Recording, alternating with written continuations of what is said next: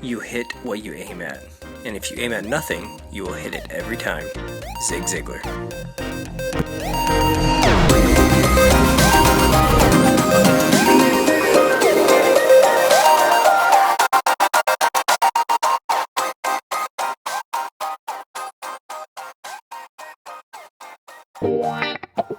Welcome to the Millennial Experiment, the show dedicated to helping each other be the best versions of ourselves while using a series of experiments to help aid in the process.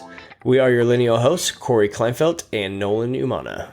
What's up, guys? How's it going, everybody? Today, we are going to talk about financial independence.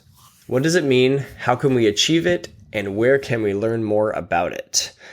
So kind of a follow-up podcast to our last one about the debt and retirement. We're going to talk about financial independence, which you could say could be the next step in that debt, getting rid of the debt, getting back to zero, and then looking towards the future instead of taking care of the past. So this is podcast number. I'm not going to say anything because it got in trouble last time. We will no longer say that because we don't know what order we post these in. We record stuff, and whatever we feel like is the best content for you guys to get or to listen to, then we're gonna throw out there for you guys. So we're gonna start it off. I'm gonna ask you, Nolan, what is your definition of financial independence, or what does that mean to you? Yeah, it just definitely. I feel like it's not having to work because I need to financially. I could do I don't want to be dependent on my work. I want to have my money work for me, and I want to choose what I want to do every single day. And if I don't like my job, I want to be able to quit because I can. That's what financial independence, I feel like. Yeah, absolutely. We would usually use it in this term.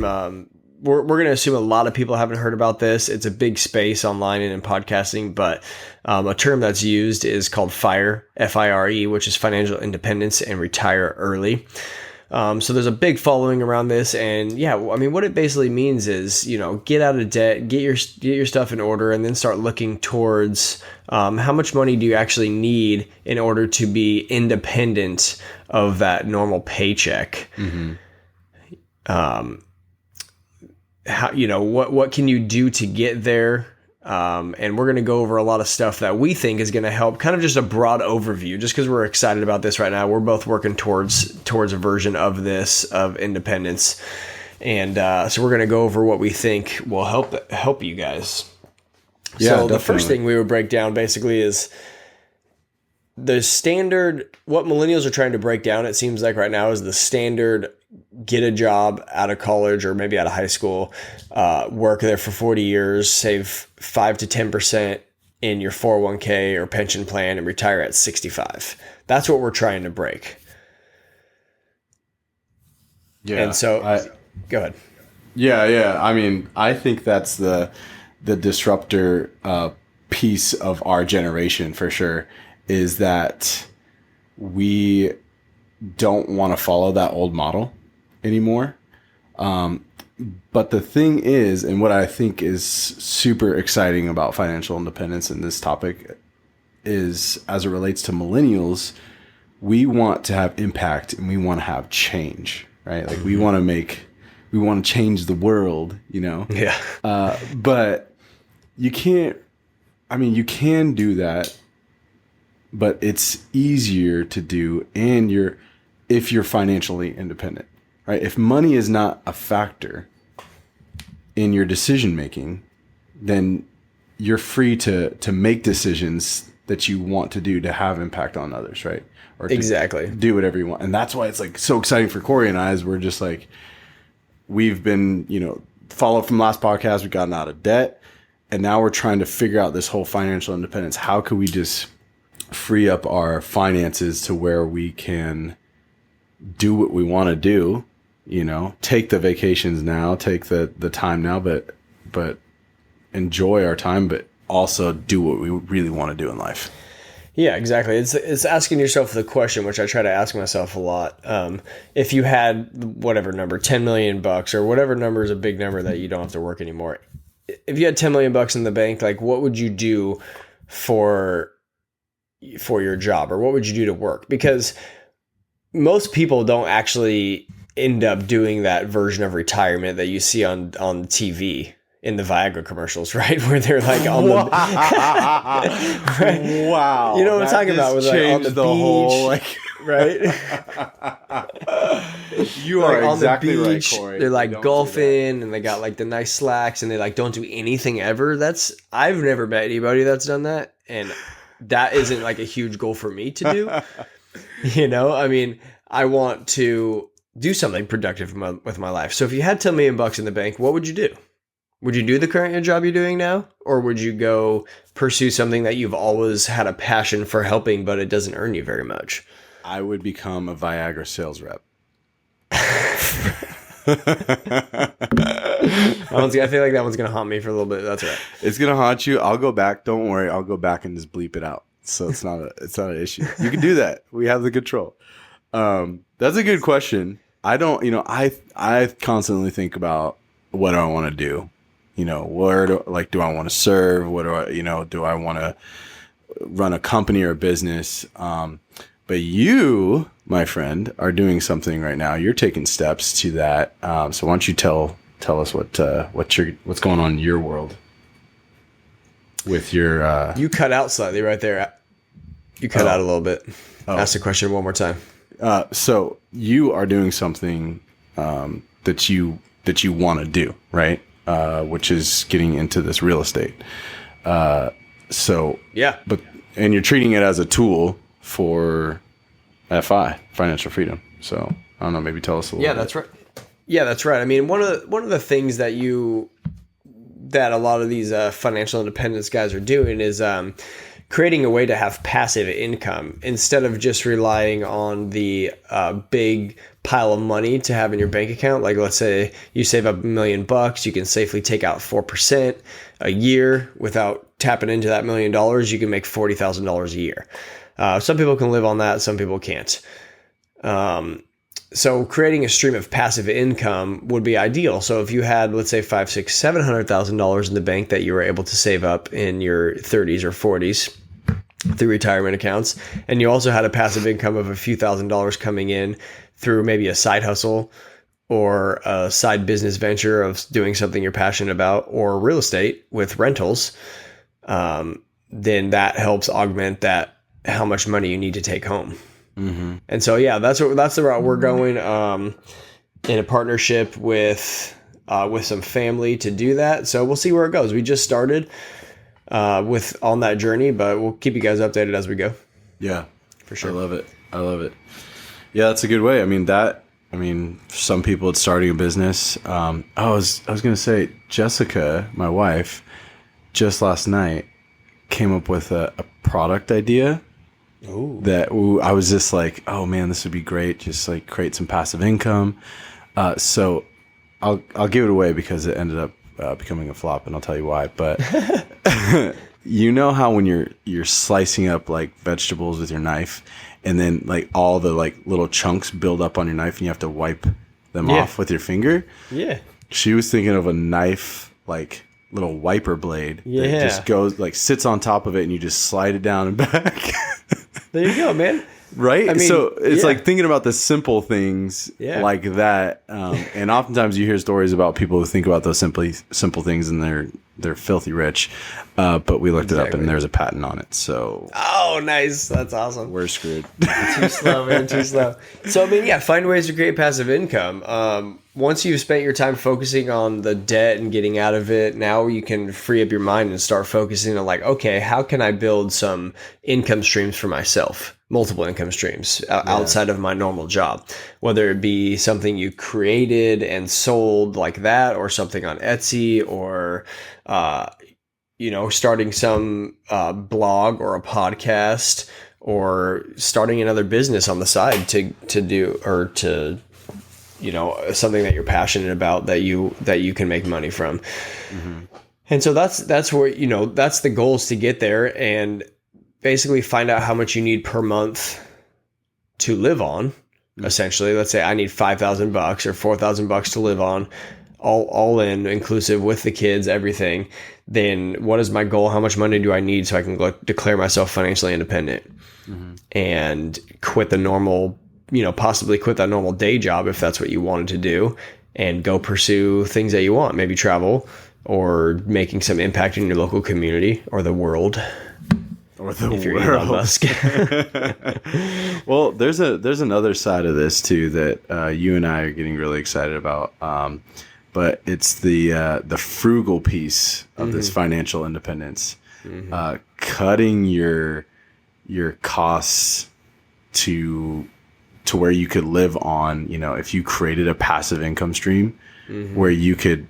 It doesn't cost you that much to live on between all your food expenses, your electricity, all that kind of stuff. Obviously, if you're out of debt, you don't have car payments, so that's a great start. Yep. But this one is a pretty interesting side because we're both trying to reduce some of our costs. I think we officially or unofficially started see who can spend challenge? less. Yeah, a challenge.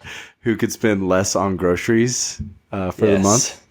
Yeah, so I think you're winning right now because we just went to In-N-Out tonight. You went to In-N-Out? That's okay. We went out to pizza. We went out to pizza tonight too. So, okay. I'm gonna go on a 30-day fast though, so it's gonna be tough for you to beat me. You're going on a 30-day. Wow. Kidding. Yeah, right. Learning to be frugal. So that's the thing with these. A lot of the financial independence guys. Some of the huge ones that we'll give you some of the show notes and some ideas to go look at if you really want to dig into this stuff. We're just gonna kind of overview it for you because we're gonna talk about a lot of other stuff on this podcast. But we're just excited about financial independence right now, so you guys get to listen to us talk about it. But exactly. Listen, a lot of these guys live super cheap. And they're living for under $40,000 a year, and some of them aren't living in cheap areas in the Midwest only. There's some some Boston guys, Colorado, but this is the unique thing though. So if you have this goal of financial independence, and that's the thing you're trying to achieve, being frugal is not a painful thing, because being every dollar that you can save or every way that you could find to cut from your monthly bill gets you one step closer to the independence from that normal job.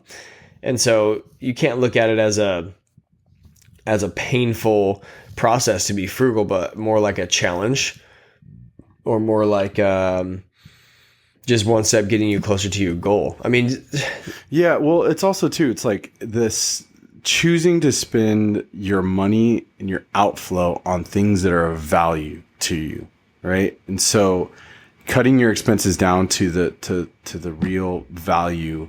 If, for example, if you really love coffee, it brings you joy to have organic roasted beans from a really expensive roaster every single morning. That brings you value. That brings you joy, right? Yep. But I mean, that's one thing you could focus on. But think about all the other things in your kitchen or the things that are costing you money, and really put them to that test. Is like, that's what we've been doing lately. Is like we'll do this like joy test. We'll go around our house and like, does this bring me joy? Nope, it's going right. Yeah. Or does this make me happy? Does this make me happy? Does my $135 a month cell phone bill make me really happy? No, it doesn't. So I research other ways, right, to reduce my costs or something like that. And then, if going out to a nice dinner with your family that's going to cost you $75 or something, you could do that with feeling okay. Like, look, I went around and reduced all the expenses on the useless crap I don't want or use or doesn't make me happy, so that I can go out to a nice dinner with my family, right? So, yeah, for sure. I mean, the big, just being intentional about it, just putting a lot of thought process into it. I think there's a lot of people, at least in society for sure, in our generation, that are we can just get caught up in spending money and things because it's the latest and greatest thing, or latest and greatest the electronic device that you have to have. Right. And, when you don't have a goal to go towards, like financial independence, you're like, yeah, I'm putting 5% away. I'll retire when I'm 65. That's fine. But when your goal is to retire when you're 40 or 30, depending on your age and your numbers that you have worked out, it becomes a lot easier to not buy the brand new iPhone that just came out because you have one that works pretty well. Right. And that's frugality. That's what it is. And it's kind of, once you get good at it, it becomes exciting. It's almost interesting to go into stores and see people, just, I don't know, what perceives like buying things that they potentially don't need. Right. Yeah. And I mean, obviously you could be too frugal too. I mean, I'm sure our wives can speak to that.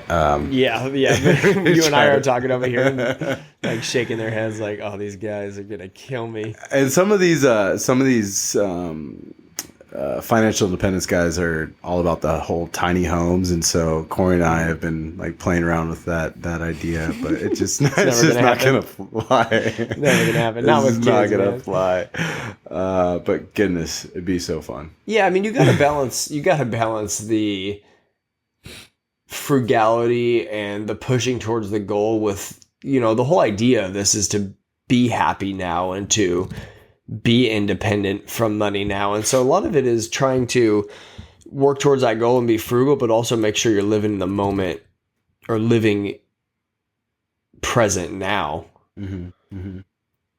Because that's the whole idea of it. I mean, I'm not saying retire by 40 and work 70 hours a week for the next 10 years to do that. I don't think that's the goal. Right. But try to increase your income, side hustle, the job you're doing now, and reduce your expenses, but also just enjoy life now. It's just a balance, but you gotta have the goal though. Yeah. And I threw that stat out a few episodes back about just the millennials in general want to choose to spend their money on the experience now. Right. But I think this whole subject is just super beneficial for millennials and across generations, really to do it in a smart way. Right. Set your goals, have those experiences now, but there's a way to be wise with it. And there's a way to be unwise with it. If you want to have those experiences now and do the whole YOLO approach, like Corey loves to say, you could be reckless. You can be reckless with your finances, and then you're just going to pay for it later, and you're never going to really feel that real joy. But to what you're saying about the goals too is having those measured goals. I think I was reading this a while back, but this is from Peter Thiel. This is also from Tools of Titans. If you haven't gotten that book, you should read it. Got to. It's a super awesome book. But it says, no need to wait. If you have a 10-year plan on how to get there, you should ask yourself, like, if you have a 10-year plan, 10-year goal, you should ask yourself, why can't I do this in 6 months? Like, why can't I take these steps or these 10-year goals and take your steps now? And financial independence is a really good way to get started on that, right? Yeah, exactly. It's like, you don't have to retire at 65. Right. I mean, if you save 5 or 10% for the next 40 years, yeah, that's the goal. But I mean, honestly, look at your budget, break it down. If you started a budget, like we said last time, got out of debt, break it down. What if you saved 40%? Mm-hmm. You can retire in 10 years, Yep. That's the thing is like, why does it have to take that long? It doesn't. And we're the greatest time ever to be able to do this, to be able to have independence, passive income, online income, have a version of geo arbitrage where people are working online and can be in any spot in the world and still do their job. Just the online capabilities we have to be able to save money on things and find out, like you said, cell phone bill. You search around for a little bit, you save $80 on your cell phone bill because of a different version, because you didn't just go sign up for Verizon. Exactly. And I've been doing travel hacking a lot too. And if you guys haven't heard about that, I'm probably going to do a whole separate video on it and put it on our Facebook page. So make sure to follow us there. But I'm going to talk about travel hacking, about how I'm signing up for a series of credit cards, getting the bonuses on them, and I'm taking my family on trips for basically nothing. And that used to be something we budgeted for every month so we can go on vacations, and now it's basically free. Right. You know, there's so many ways to do it if you're just intentional about it and you're thinking about it. That's the thing. If you're just thinking about the money, it's amazing. If you just don't do the normal thing that everyone's doing, it's amazing how much you can save. Oh, definitely. Definitely. Yeah, I'm excited to hear that travel hacking thing because I actually pay for my flights. Yes, I know. Yeah, you went to Seattle, and I asked, you're going to Seattle, and I'm like, how much did you pay? And you're like, oh, this much. And I said, well, I'm taking all 4 of my family members to Utah, and it cost me $44. Yeah, well, I'm going to write my, $350 off as a donation to Delta Airlines. See how that goes. We'll see how that goes. Hey, so I wanted you to talk about, we talked about a little bit what I was doing with the real estate. I wanted you to talk about real quick what's going on with your job and how we can relate from last podcast about getting out of debt and just getting yourself in a good position financially and mentally, about what's going on with your job real quick. Yeah, definitely. So my company, I work for a bank down in Southern California, and long story short, my company did a series of layoffs, laid off about half of our workforce. Pretty crazy. We were going strong, and then the next day it was just like, all right, we're cutting half of you. I did not get laid off, so let me just throw it out there. I did not get laid off. But it was a pretty crazy thing to see, for sure. It was my first experience going through something like that. A lot of sad faces, a lot of people really worried about what's going to happen next. And it was a kind of mixed feeling day for me, to be honest. I was sad about everybody, the people that are losing their job, but I felt really confident because we had been preparing for something like that, like this, just in case, over the past couple of years, just in case, to be prepared for something like this. And there was a real sense of just calmness and certainty that, it'll be all right. Like if I got laid off, I financially have prepared myself. And my mood has been just totally different. And I just remember thinking back from previous jobs when I was so worried about getting fired, because I remembered that I was so strapped at that time. I had so much debt, and I hadn't done anything to prepare. So if I had lost my job, it would have been just a nightmare, right? Yeah, it would have been rough times. Yeah. So, I mean, that just plays into like the whole importance of the debt and then becoming financially free. Like my whole mood, instead of me really sulking and huddling up with everybody and complaining about what's going on, I was able to just kind of step back and see things from a different perspective, and then just give insight to people who were really struggling, like, hey, it's going to be all right. Like I had just a certainty about the whole situation. So yeah, it was pretty interesting, slew of events, so to say, but absolutely. That's what we've been working on. And this is moving forward too. This whole financial independence, is just going to keep, I've noticed too within my work, it's just, I'm a better worker.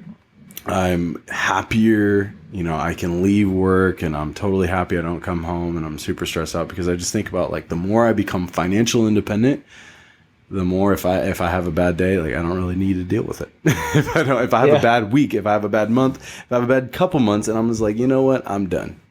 That's how I want to be, right? Yeah. So that's awesome. It's a good story. It's a good place to be in life, man. I hope everybody can at least start working towards that, and I hope we can help you get there. Definitely. So we're going to go move into the experiment portion of our podcast. We're super excited about this one. This kind of plays off of the frugality portion of our podcast about talking about being frugal, and how you can learn to have the mental state of being more frugal. And so basically the experiment is going to be learning to live off less than normal. So we're going to do like a weekend experiment. We decided a couple of days basically to reset your expectations on life and realize how amazing your life actually is currently. If you're listening to this podcast and you got your organic coffee going in the morning and you're taking your car, going to work, et cetera, you got all the running water and everything. Our goal is basically we want you guys to test yourself and for 2 days live like you live poorly, if I could say that. Basically, what we're going to do is we're basically going to eat one meal, one version of a meal for the entire weekend, like rice and beans or pasta or whatever, super bland, plain food, what a lot of people in the world currently eat now on a daily basis just to get by. We're going to wear, one single thing the whole time, whether it's jeans and a sweatshirt for the entire 2 days. And we might take it a step further by just completely turning the electricity off in our house and just resetting yourself, getting to that point where when you come out of that after the weekend of eating the same thing, only dressed the same way, so people are looking at you funny, no electricity, just to realize how good your life is. And it's like, do you really need to go to Starbucks every single day? Yeah. Or do you really need to buy a brand new car to drive to work, or is this car just fine? Or whatever it is. Yeah. But that's the idea. Yeah. Expand on it. I love that. And it's going to be a fun one for people. The idea too is just exposing yourself to some sort of suffering and then creating that gratitude for the things that really that make you happy, and just gratitude in general. Right. So, we're going to do something very similar. I'm thinking of not driving the car for the weekend. I'm thinking just have walking or something. Yeah, just walking. Yeah. No car. I don't know if we'll do the electricity thing, but it'll be a rice and beans. We're on like some paleo things. So it'll have to be like celery and something. Brussels sprouts or something. Brussels sprouts.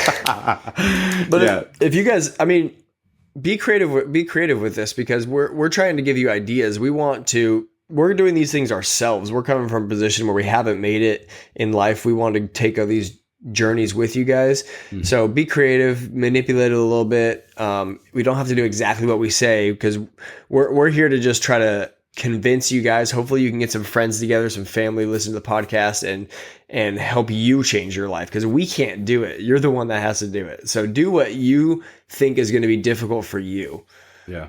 And go from there. And you might be asking, like, where do these weirdos come up with this idea?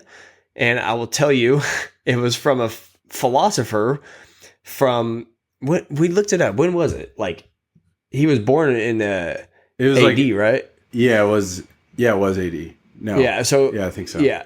And then into the early, like, he died in like year 18 or something. It's Seneca. All right. And he wrote a moral letter to Lucilius. And I'm going to actually record a podcast, maybe like 5 minutes long, that kind of reads the chunks of this, so you can kind of hear this letter that he wrote to him. But I'm need to have some like Greek music in the background. Just that's a good idea. I love that. Yeah. That's Go good. ahead. I'm going to read just a quick sentence of this so that you guys can get kind of idea of how he talks and where it kind of comes from. So he says, I am so firmly determined, however, to test the constancy of your mind, that drawing from the teachings of great men, I shall give you also a lesson. Set aside a certain number of days, during which you shall be content with the scantiest and cheapest fare, with coarse and rough dress, saying to yourself the while, is this the condition that I feared? Mm-hmm. So, that sentence right there is the context of what we're doing from someone this is the guy that, like, we're not even going to drop down to the level that he was living when he wrote this, but he's talking about them dropping down to like living on a penny's worth of food and literally only eating bread and wearing robes and wearing, I don't even know, robes. They're like, they're not, I don't know exactly what they're called. Anyways, give it a shot. That's the goal. Yeah. See if you can reset your expectation on life with that hashtag that goes around with like the hashtag first world problems, right? You've heard that before? I love that. Yes. It's America so problems, true. first world problems. some people's lives can be ended when they have a sock and they step on water. It's like, it's frustrating. I get it. I know it's not fun, but seriously, people, definitely calm down. Yeah, guys, get creative with this one. Let us know how you're doing it. Like our page and comment on our page. Maybe take some videos or pictures of whatever you guys are doing. We'd love to see it and get some feedback from you. Yes, and please, we're a new podcast. The best way for other people to know about this is for you to tell them in person, and if you can give us a review on iTunes or Stitcher, that is the best way that you can show us that you're listening and show us that you like what we're doing. Definitely. All right, guys, like we say, keep experimenting.